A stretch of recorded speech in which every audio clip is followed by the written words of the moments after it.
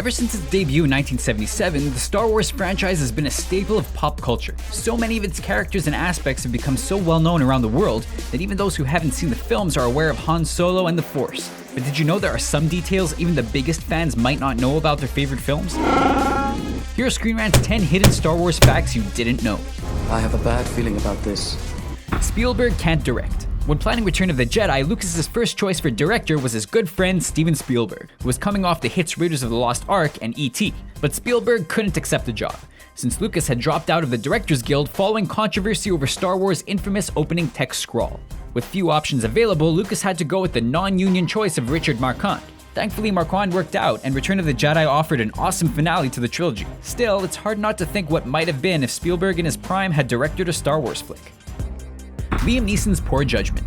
The Phantom Menace is seen as one of the most disappointing films ever. Misa called Jar Jar Binks. Misa, your humble servant. But even its detractors still enjoyed Liam Neeson's performance as the Jedi Master Qui-Gon Jinn.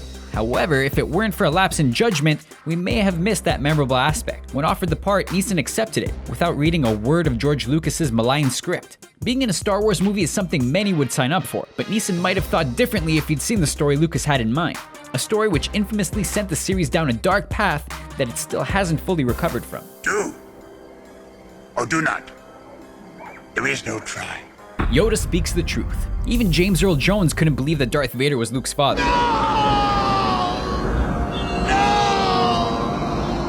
The twist sent shockwaves around the world.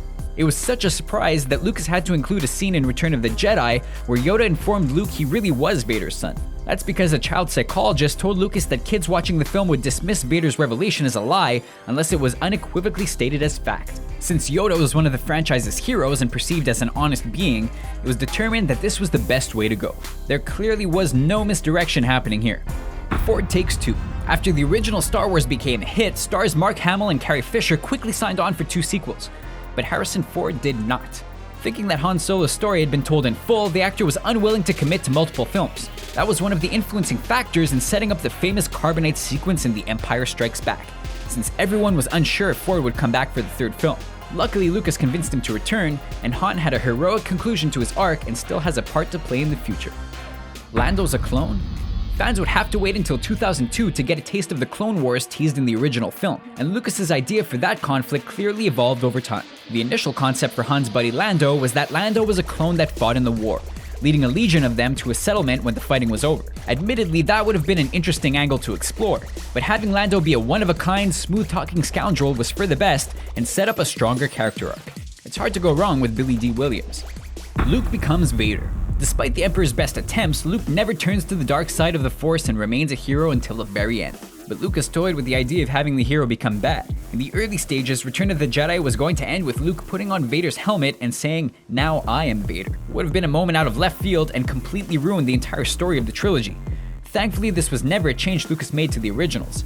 Seeing Luke have one touching moment with his father was much more emotional and satisfying for viewers.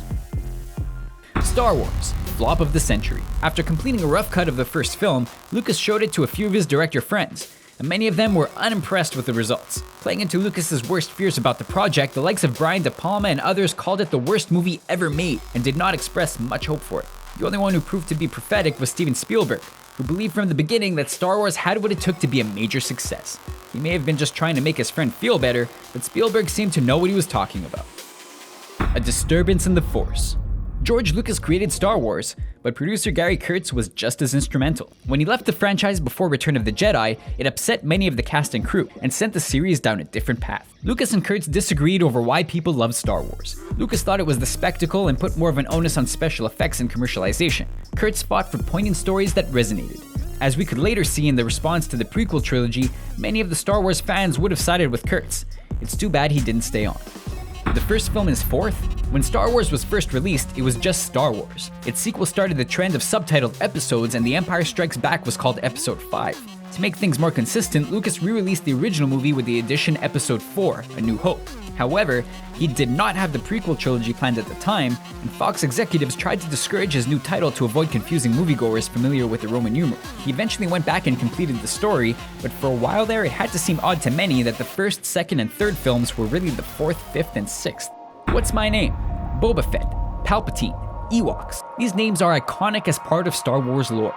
But how did they get that way? Unlike Luke, Han, and Vader, the names are hardly spoken in the original trilogy, if at all. Boba Fett is referred to as the bounty hunter throughout Empire Strikes Back, until Han utters his name before he falls into the Sarlacc pit, and nobody says Palpatine or Ewok in Return of the Jedi.